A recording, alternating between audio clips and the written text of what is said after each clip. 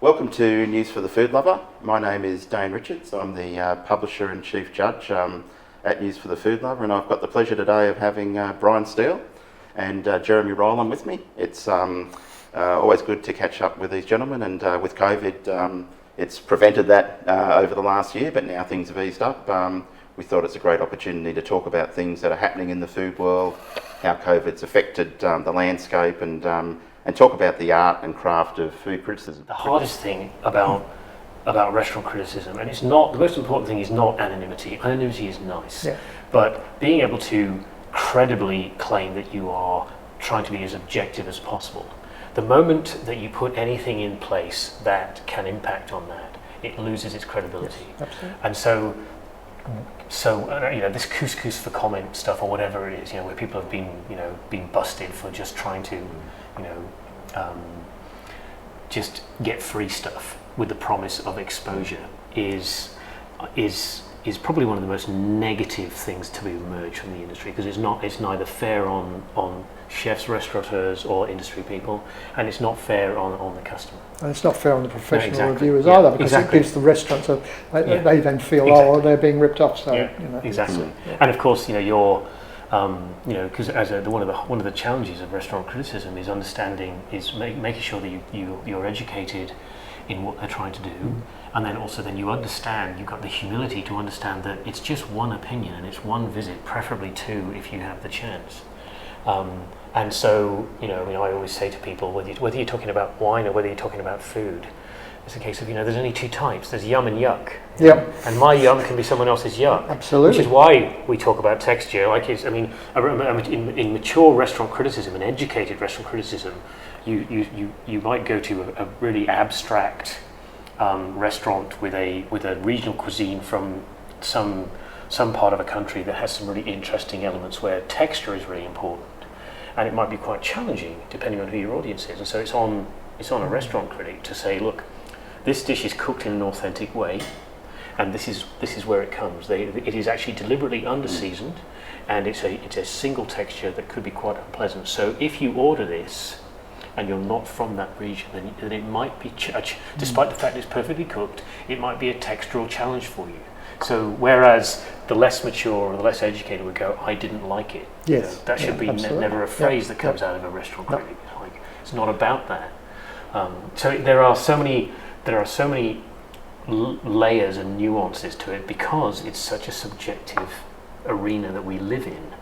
That's why it's so important to be mature and educated and balanced and measured in what you do, because also there's the outcome that we've talked about here, where it can have a non-linear outcome. What's even more interesting, in Sydney, depending on the size of the restaurant, it's possible to kill a restaurant with a good review.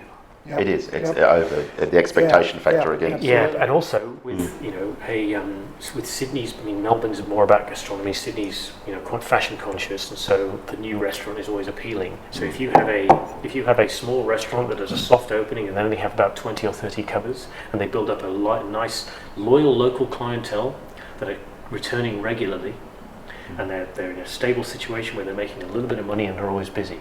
And then if a restaurant reviewer descends and publishes a review, then all the gastronomic magpies descend on the place. And after a month or two, which is the honeymoon period for most reviews, all of the locals have given up trying to get a table because they never can. And all of the gastronomic magpies move on to the next shiny new thing, and what's left is an empty restaurant. Yeah. So there aren't many cities where that can happen, but I know Sydney's the one there where it's possible. And so again, understanding that balance and having the respect and the understanding of the industry, and knowing that words mean things. And so, as Jeremy said earlier, it's like you should review. We should follow word of mouth and review places where we think they're doing well. But we would never be in a situation where we're actively trying to find restaurants that aren't doing well to then highlight that. It's hard enough. One thing I do enjoy working particularly with you two is that there's a perception in the public that there's a critic's ego. One thing I like working with you is you don't have that. You do put that aside and you look at what's in front of you on the plate and what the public expectation is. Can you talk a little bit about that, because it's something there are critics with egos and whatever, and I think that's a negative. It's a negative trait. expectation management is really important. Both if you take the customer journey from reading the review, going to the restaurant's website, and walking in the door. I'd love to say that a restaurant that does excellent food will succeed, but that's absolutely not the case, because service is the Graveyard full of them. That's right. Service is the grand decider, and how and human behaviour, human interaction, relationships, communication. These are all things that predetermine. You can predetermine someone's enjoyment of a restaurant before they walk through the door if you know what you're doing, in terms of how to describe it and how not, which talks to the importance of not overscoring a restaurant. So expectation management is so important, and obviously, and as a restaurant critic, it's not about me, it's not about my opinion, and it's not about what I think. It's about what's being produced in the context of what they're doing. And so I spend a lot of time before going to a restaurant understanding what they're doing, to make sure that I give them the best chance to do well, but also I make sure it's my duty to understand what they're doing and why. I think that another point, though, back in the good old days, reviewers generally went to a restaurant 3 or 4 times before they wrote the review. Absolutely. Now today, because things are so quick, Yep. that isn't always the case. No. But I think it is important that, as you say, you give the restaurant a chance to comment. Exactly. So that's Yeah, and that's a great point as well, because there used to be this, in the halcyon days, there was an honour amongst critics back in the days before social media, where you leave the restaurant alone for 3 months before you review it. Those days are long gone, and they'll never be back. So of course, we might go to a restaurant once, and so of course, if one of the dishes turns up and it's slightly under seasoned, that's not meaningful, and that's just a thing. Yeah.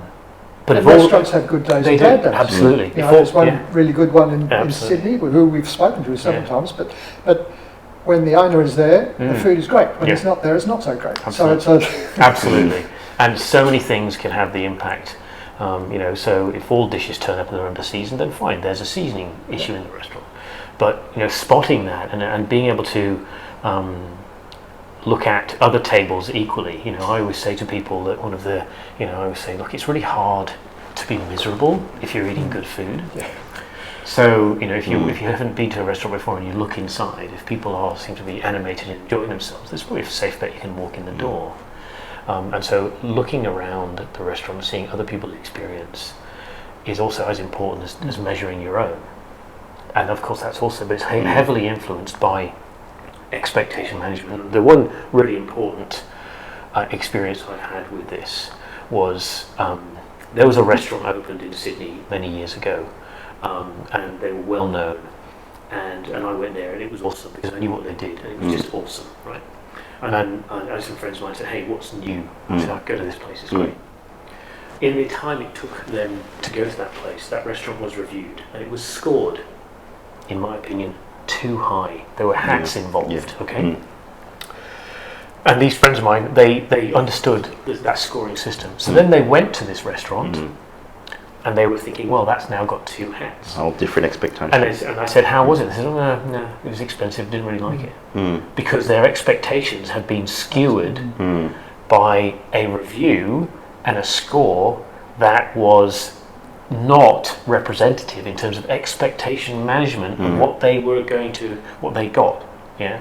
When expectations are low, we don't expect things to be exactly. perfect. Yeah. When they're very high, there isn't a lot of room to move. Yeah. Small things upset. Exactly. And my goal if I'm restaurant reviewing where it involves a score, when I'm setting that score so that I'm almost certain that restaurant, people understand the scoring system, that restaurant will over-deliver against expectation every time. There's no favours in trying to, make it about yourself or overscore a restaurant, thinking that they're going to thank you for it. They really won't. Yeah, and it's funny. That's probably, Brian, the biggest mistake I see with younger reviewers come in, that they overscore, and essentially what happens is that it creates a false expectation. They don't understand what you were talking about before about doing your due diligence before you go in. I mean, it's not meaning that you're going in with a preconception of the score, but you're understanding where that menu is at the current time, who the chef is, what the cuisine style is, and you're factoring all that into just seeing whether are they delivering on what they're saying they're delivering, Exactly. Yeah. and that's really important. So.